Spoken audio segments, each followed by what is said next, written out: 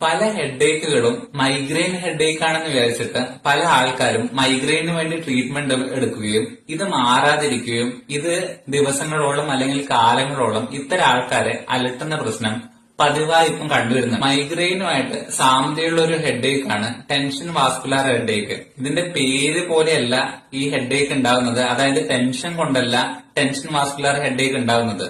നമ്മുടെ തലയോട്ടിക്ക് ചുറ്റുമുള്ള muscles stress ഉണ്ടാവുകയും അല്ലെങ്കിൽ സ്ട്രെയിൻ ഉണ്ടാവുകയും ഇത് ചുരുങ്ങുകയും ചെയ്യുമ്പോഴാണ് tension headache, tension vascular headache ഉണ്ടാകുന്നത്.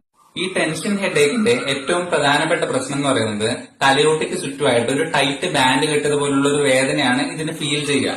പിന്നെ ഈ മൈഗ്രെയിൻ ഒക്കെ കാണുന്നത് പോലെ വോമിറ്റിംഗ് ഉണ്ടാവുക, ഓക്കാൻ ഉണ്ടാവുക, ഈ കൂടുതലായിട്ട് ശബ്ദം കേൾക്കുമ്പോൾ അല്ലെങ്കിൽ കൂടുതൽ പ്രകാശം കാണുമ്പോഴൊക്കെ ഇതിന് സ്ട്രെയിൻ കൂടുക, ഇങ്ങനെയുള്ള ബുദ്ധിമുട്ടൊന്നും ടെൻഷൻ ഹെഡേക്കിന് ഉണ്ടാവില്ല.